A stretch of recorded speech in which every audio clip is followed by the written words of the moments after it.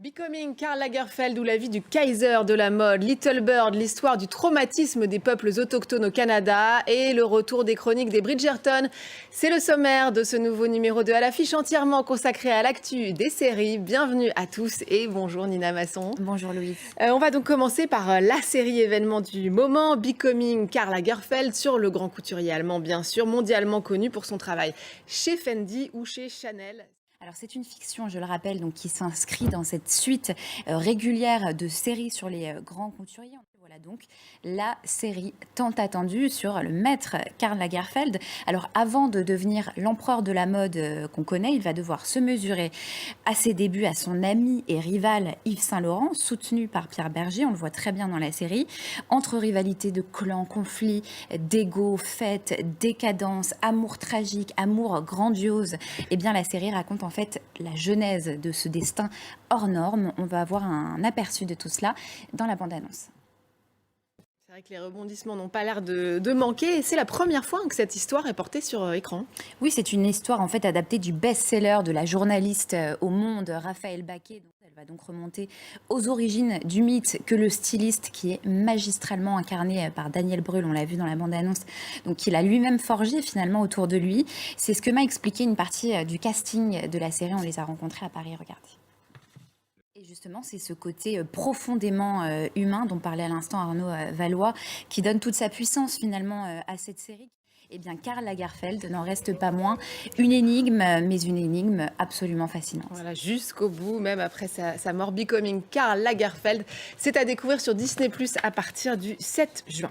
Alors, tout autre chose à présent, Nina, une série qui explore le terrible sort réservé aux enfants des communautés autochtones dans un traumatisme longtemps passé sous silence. Little Bird, Nina, est une fiction inspirée d'une histoire vraie. Oui, c'est une série qui se penche sur ce drame qui est largement méconnu en France. Alors Nina, la série est multi-récompensée. Elle a reçu le prix du public au festival Sérimania ici en France. Elle vient de remporter 11 trophées lors des prix écrans canadiens et c'est loin d'être anodin. Oui, parce que cette série, en fait, ouvre des portes qui étaient jusqu'ici condamnées de l'histoire canadienne. Mais elle met aussi parfaitement en scène les conséquences de cet arrachement sur les enfants, sur l'identité, conséquences aussi sur la construction qui est en fait impossible. Plus tard, c'est amené justement grâce à plusieurs temporalités qui s'entremêlent pour raconter avec une immense authenticité et encore une fois sans en faire trop cette tragédie collective donc de ces destins qui sont sacrifiés, fracassés. Et c'est une authenticité qui repose aussi donc sur le casting. Oui, d'abord grâce à Darla Comtois qui incarne donc l'une de ces enfants déplacés. Et franchement, quand on voit le drame vécu par ces enfants, on a tous envie de crier avec eux. C'est exceptionnel. Et c'est à découvrir gratuitement, il faut le noter, sur arte.tv. Alors dans l'actualité des séries, toujours, il y a le grand retour de la saga des Bridgerton sur Netflix. Voilà, on ne peut pas ne pas en parler. Pour cette saison 3, donc, qui continue à régner sur le top 5 de Netflix. Moi, j'avais déjà décroché un peu la deuxième saison, j'avoue. On va terminer cette émission avec une collection de portraits, et pas n'importe lesquels, alors que le Festival de Cannes vient de se terminer. France Télévisions a donné la parole à 13 femmes réalisatrices. C'est une parole à la fois intime, mais aussi universelle. C'est toujours très inspirant.